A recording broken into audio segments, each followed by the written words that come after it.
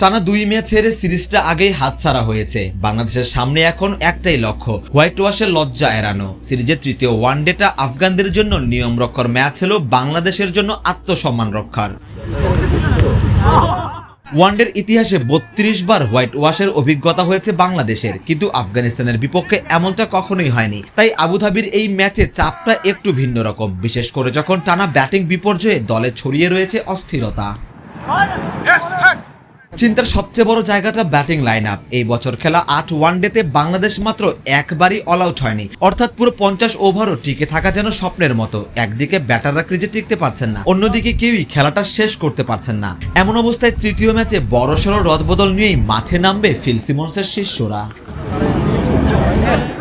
ওপেনিংয়ে আসছে বড়সড় পরিবর্তন। ভিসা জটিলতার কারণে শুরুতে দলের সঙ্গে যোগ দিতে না পারা মোহাম্মদ নাইম শেখ একাদশে ঢুকে যাচ্ছেন। নাইমকে একাদশে ঢোকাতে জায়গা ছাড়তে হচ্ছে তানজিদ হাসান তামিমকে। শেষ 2 ম্যাচে তামিমের ব্যাট থেকে এসেছে মোটে 10 রান। তার চেয়েও বড় কথা, 27 ওয়ানডের ক্যারিয়ারে মাত্র 20 গড়ে মোটেও ইমপ্রেস করতে পারেননি তরুণ এই ব্যাটার।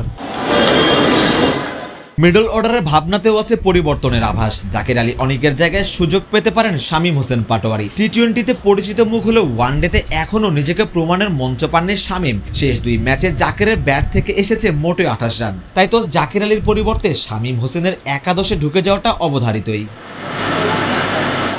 বোলিংয়েও আছে পরিবর্তনের সম্ভাবনা, তবে সেটি পারফরমেন্সের বিচারে নয়, বরং বিশ্রাম নীতির অংশ হিসেবেই। এখন পর্যন্ত এই সিরিজে কোনো ম্যাচ না খেলা নাহিদ রানা আজ একাদশে ঢুকে যাবেন। আর নাহিদ রানাকে একাদশে ঢুকাতে বিশ্রাম দেওয়া হতে পারে মুস্তাফিজুর রহমানকে। সেই সাথে সম্ভাবনা আছে তানজিম হাসান সাকিবকে বিশ্রামে রেখে তাসকিন আহমেদকে একাদশে ঢোকানোর।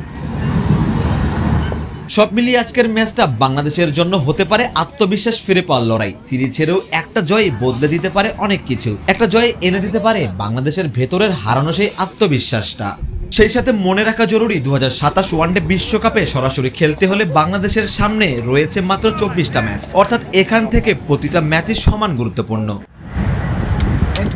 বাংলাদেশ নিশ্চয়ই চাবে আফগানদের হারিয়ে বিশ্বকাপের পথে এক ধাপ নিজেদের এগিয়ে রাখতেই।